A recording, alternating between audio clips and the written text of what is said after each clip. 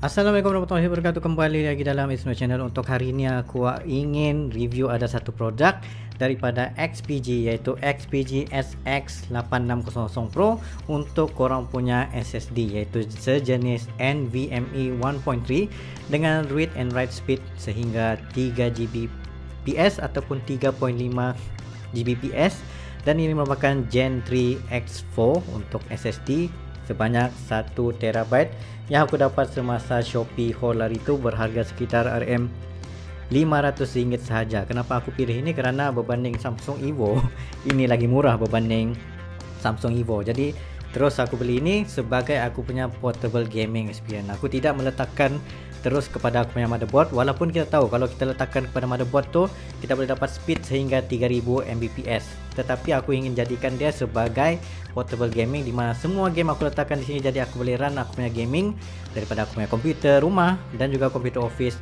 dan menggunakan NVMe SSD enclosure ini. Walaupun harganya dalam sekitar RM40 saja aku jumpa ni SSK punya type, dan kita tengok macam mana dia punya high speed quality ini bila kita menggunakan type C. Read and write speed dia sebanyak 370 MB dan juga 400 Mbps, dan kita akan tengok macam mana dengan quality 3.2 ataupun 3.1 USB gen dia untuk connect kepada enclosure ini pula. Seterusnya bermain game dan tengok macam mana quality gaming experience yang ada pada kedua-dua unit ni, sama ada boleh jadikan sebagai portable gaming ataupun tidak. Don't worry, I'll survive. It's been worse. 6 months. I'm pleased to see you have not forgotten.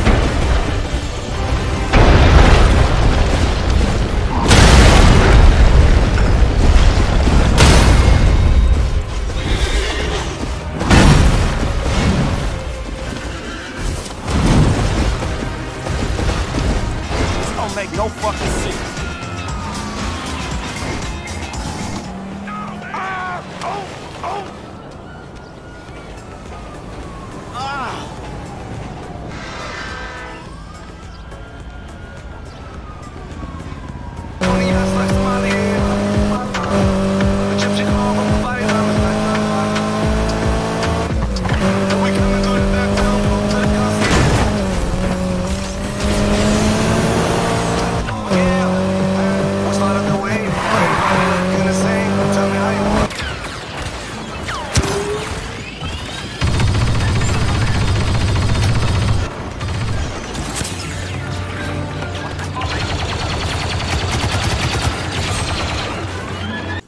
Selepas saja kita mencoba menggunakan di antara dua gabungan ini, di antara XPG 1TB dan juga M.2 NVMe enclosure ini, dan aku mendapati bahawa bila aku menggunakan USB-A Gen 3.1 3.2 begitu, dia punya connection speed boleh write up read sehingga 1 gig per second ataupun 2 gig per second begitulah, tengok pada komputer korang. Tetapi menggunakan USB-C pula kena tengok jenis Thunderbolt ataupun tidak. Kalau tidak, dia boleh pergi hanya sekitar 300 hingga 600 Mbps. Dan dari segi gaming itu, bagi aku tidak ada masalah langsung menggunakan this kind of setup, kerana memang smooth, memang terbaik untuk gaming. Lagi-lagi bila korang transfer korang punya daripada local Steam punya game masuk ke dalam 1 TB NVMe ini, memang tiada langsung masalah dan smooth untuk gaming. Wow, inilah the future of gaming, di mana korang boleh transfer di mana-mana sahaja kepada dalam SSD yang kecil ini, guys.